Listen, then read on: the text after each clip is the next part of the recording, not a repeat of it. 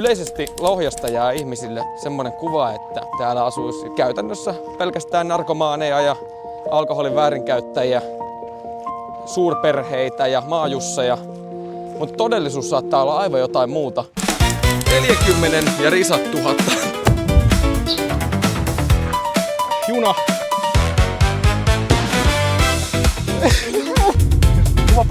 S-ryhmää ei voi rakentaa tähän isoa hotellia. Lohi on yksi uskottavimmista. Tässä on sitä oikealla.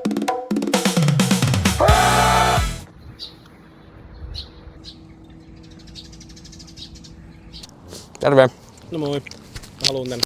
Ota vaan pois muuta kaikki omistus. Eli tosiaan ollaan tultu tähän Lohjan keskustaan, torin tuntumaan ja Pakko korjauttaa tähän väliin, että tämä on itse asiassa paloaseman parkkipaikka. tässä näin on ollut paloasema. Tässä näin. Nykyään on parkkipaikka, mutta ennen oli paloasema.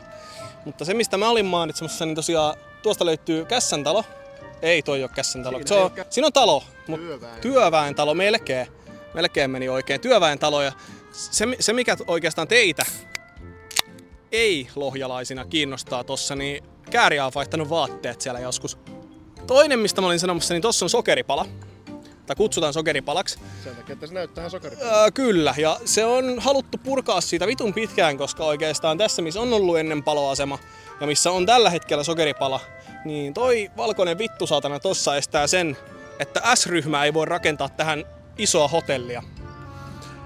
Mä en oikeastaan tiedä minkä takia just toi on se este, mutta Jokaisen paikallisen itsensä kunnioittava ihmisen aamu alkaa Unkan kaffelalta, missä pääsee maistamaan paikallisia herkkuja. Ja yksi suosituimmista tuotteista täällä päin niin on omenahilloa sisältävä munkkipossu, eli posso. Nimen alkuperää en tiedä, enkä tiedä onko lohjalainenkaan oikeastaan. Mutta mitäs tässä on tapahtunut? Vandalismia. Järkyttävää. Nyt kerrot ihan tuoreeltaan, kun oot vielä aivan ensivaikutelmissa, että mitä tää nyt tarkoittaa. järkyttävää.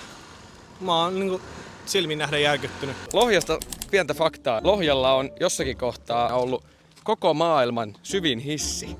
Kaunista. Erittäin. Kiitos. Vuoden 2014 kuntauudistuksen myötä Karjalohja, merkittävä osa tätä kaunista kaupunkimaisemaa, menetti itsenäisyytensä ja liitettiin osaksi tätä urbaania. Eli tervetuloa Pojasta polviparanne podcastin pariin. Meillä on tässä 3 koltiaista valmiina vastaamaan kiperiin kysymyksiin. Hyvää päivää. Hyvää päivää. Päivää hyvää. Tai iltahan tässä nyt on. Tämä video on kaupattomassa Meidän melkkafestari, niin kuin mainoksesta näkyy, niin järjestetään 17-18.7. Lohjalla. pissapaikka myös lohjalaisille taattu. Mikä? Don Poro. Don Opas, olut Espanjasta. Hui, siinä se on. Tervetuloa ihmiset. Tässä se on. Kyllä. Ja tästä melkein tekisi meidän rynniä suoraan ihastelemaan. Tästä kulki aikanaan Suomen ensimmäisiä ja yleisessä käytössä olleet sähköjunia. 1930-luvulla tämä toiminta lakkautettiin ja sen jälkeen Lohjaa ei ole ollut entiselle. Tää on siis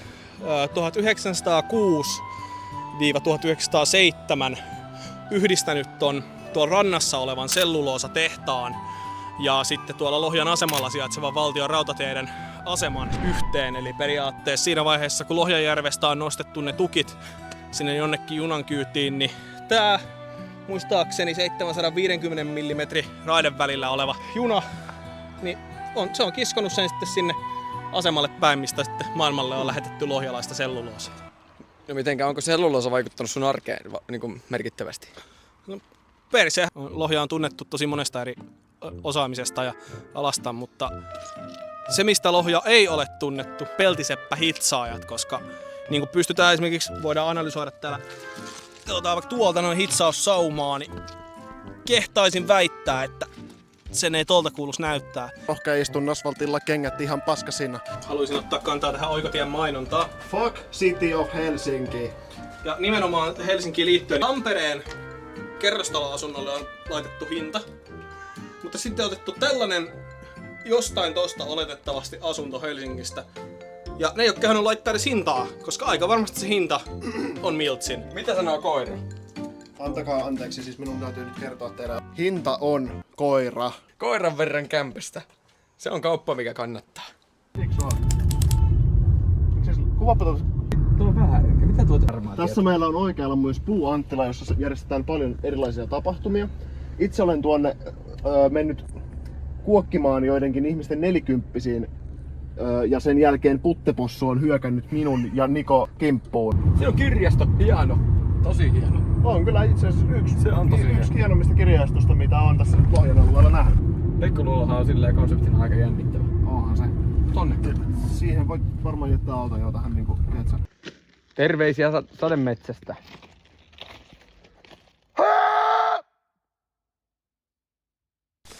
Toinen kuva, niin voidaan tällaista ASMR-luontopätkää tässä. Eli tosiaan nyt saavutaan tänne Tytörin kaivokselle. Ja Tytörin kaivoksella on kaivos ja peikkoja, koska täällä sijaitsee peikkoluola. Täällä on myös ollut useita pelastustehtäviä johtuen siitä, että ihmiset on tonne kaivokseen halunnut kiivetä ja ne on sitten tippunut sinne pohjalle. Muistaakseni 2015 taisi olla suurin piirtein tällainen pelastusoperaatio. Eli tässä tosiaan on Lohjan yksi uskottavimmista ja upeimmista jylhistä luontomaisemista.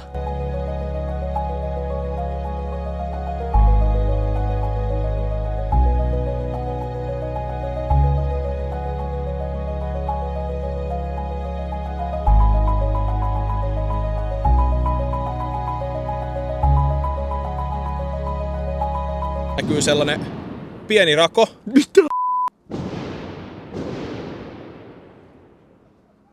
Pitäisikö meidän painoa Mitä? Mä olin ihan 100 varma, että me kuollaan. Ja mä olin asiaan valmis räjähdystyötä ja sit yhtäkkiä alkaa paukkumaan.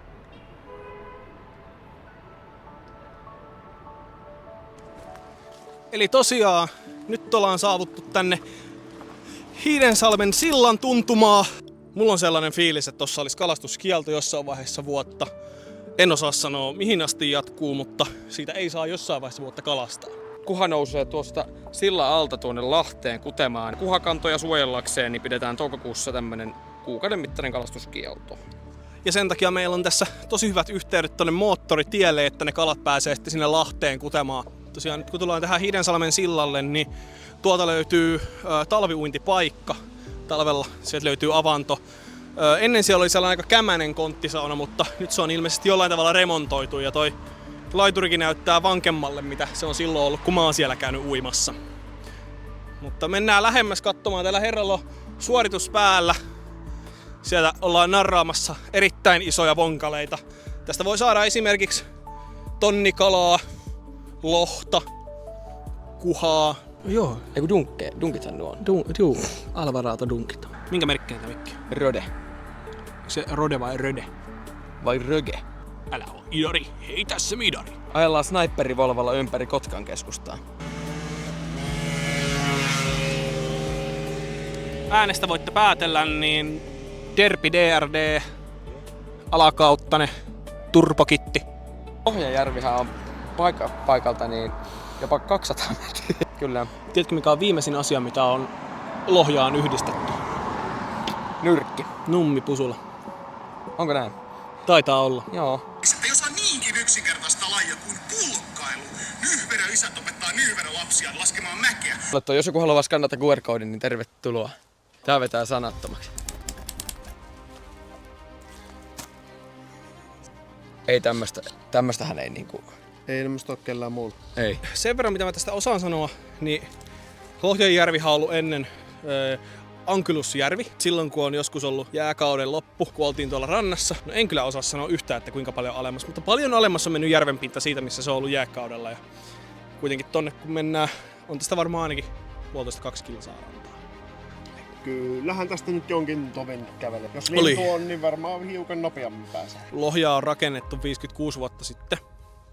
Niin ne olisi voinut aloittaa varmasti sen rakentamisen paljon aikaisemminkin, koska veden pintahan oli tässä vuonna 6500 ennen Kristusta. Mutta ilta ei ollut vielä ohi. Kaikista monumentaalisin nähtävyys oli vielä edessä. Kuoleeko joku?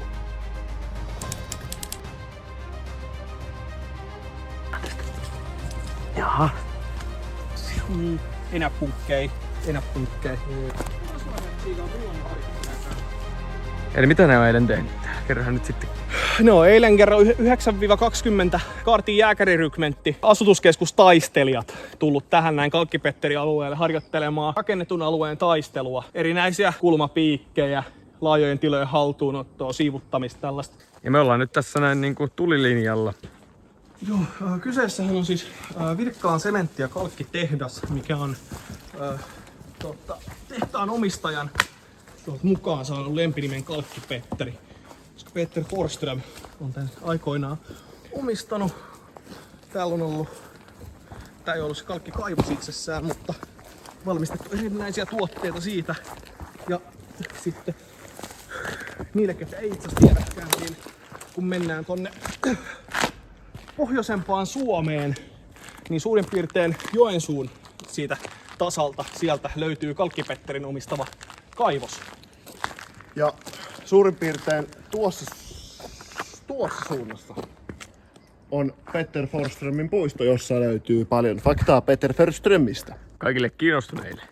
Ja kaikille, ketkä ei vielä tätä ole tunnistanut nimestä, niin täällähän siis kuvataan erikoisjoukot, televisiosarja, mutta myös Mikael Gabriel on käynyt kuvaamassa täällä musiikkivideon. My name is Richard and I'm sitting in the corner. Missä hän esimerkiksi kävelee erinäisiä tehdastasanteita Sitting in the corner, playing my recorder. pitkin korkealla tuolla, mitkä siellä etsivät suurin piirtein ton rakennuksen päällä. Ja hiphopin ystäville tiedoksi kaikille.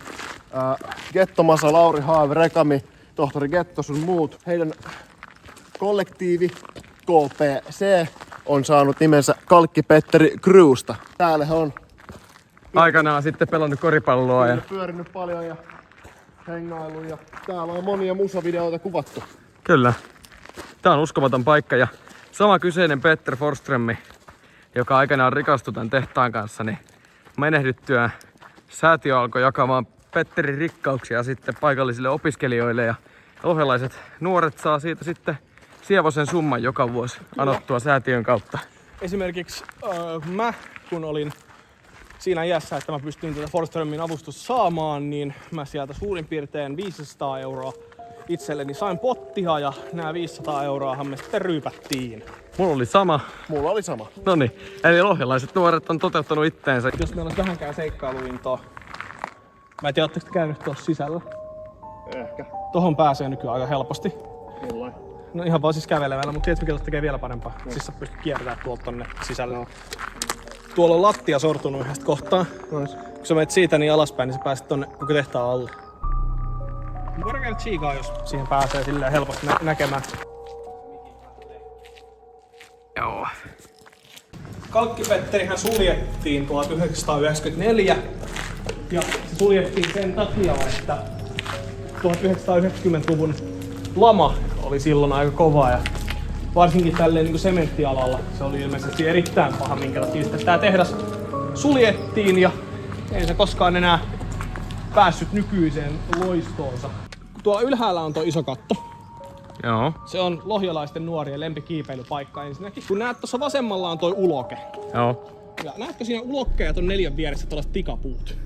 Kyllä. Juu, niin jos sä haluut sinne katolle, niin sun pitää tulla noista ikkunoista ulos ja mennä noihin tikapuihin, mitkä jollain chanssilla mahdollisesti joskus tippuu sieltä suoraan alas. Ja tossahan ei ole mitään tehtaan kattoa tuossa välissä, vaan sä tuut suoraan tuosta tornista suurin piirtein samalle tasalle asfalttiin, millä me tällä hetkellä ollaan. Mä kehtaisin väittää, että kyllä toi ainakin varmaan 50 metriä. Tässä pystytään nyt tosi hyvin niin kuin havainnollistaa sitä, että jos sä tulet tuolta tähän betoniin tuohon alas, niin kovin monta asiaa siinä ei oo, mitkä niin kuin sun matkaa oikeastaan jarruttaa, jos sä sieltä tiput. Aamu 1 lähdettiin kiipeämään ja 2 tuntia siinä meni, että tonne päästiin. Kato. Mä veikkaan, että tää on nyt erikoisjoukko just. Kyllä. Eiks ne oo numeroitu ykkösestä? Sä oot ihan siitin paikan tähän meidän dokumenttiin. Mikä mennään. Hyppäsin muuten 7 poikista aivan umpikännissä keskellä yötä. Vähän pelotti, että kukuu sinne, mutta eipä. Täältä on aika paljon tippunut kiviä. Joo, niin. Ennen aidat avattiin jostain syystä, en tiedä miksi. Mutta se mitä mä halusin nostaa tästä esiin, sinne päälle kun haluttiin, niin reittihän meni suurin piirtein sillä tavalla, että kiivettiin ensin tuolta. Vittu! Niin kiivettiin tohon. Ja siitä päästiin kiipeämään ton palkin päälle, mikä tossa on. Ja nythän me ei sitä nähdä, mutta kun tänne tullaan, niin... Tää kun romahtaa, niin se on siinä. Tuosta palkin reunasta. Vaikea nähdä, en tiedä auttaako tässä asiaa oikeastaan yhtään. No vähän auttaa. Niin tosta, missä itse asiassa toi sähköjohto roikkuu. Siitä meni vanha, laho, puupenkki, mikä yhdisti tämän palkin siinä vieressä olevaan vähän korkeampaan tasanteeseen. Sun piti kävellä tosta sitä lahoa puupalkkia pitkin. Ja meno. Ihan jees, se dokumenttia kuvaillaan. Tutkitaan. Siikaillaan. Oot hyvä. Hyvää kiipeilyä. Tsemppiä siihen, älkää tippuko. Nyt tulee. Sehän mikä tästä tekee hienoa, niin tää on Lohjan yksi ainoista ydinohjussiiloista, mikä löytyy. Siinä keskellä näette ydinkärjen. Sijaitsee siinä. Nyt ei näy videolla kyllä mitään. Mä otan valon pois hetkeksi. Kyllä ne näkyy vielä vähän. Tilo. Osaa tää olla ihan siistikin paikka välillä. Ota sitä taskulamppua, poika. Go pay your size. Joo, onko jotain loppusitaatteja, toteamuksia Kosolti? No niin. Epäoikeus missä tahansa on uhka oikeudenmukaisuudelle kaikkialla. Tähän aasinsiltana täytyy nyt tässä mainita, että fuck City of Helsinki, save Suvilahti. Aamen. Ja antakaa niiden saatanan kalojen olla. Ja ei tohon pieni kannanotto nyt ihan oikeesti. Jonkun on puututtava tähän näin. Mä oon tässä kotimatkoilla nyt useamman kerran lukenut, kun täällä on kaikki kadut täynnä näitä joku ei jokin kylttäjä. Täytyy sen verran sanoa, että ihmiskunta on aina syönyt kalaa ja aina selviytynyt sillä, että syödään kalaa. Ja me ei oleta tässä kohtaa nyt mitään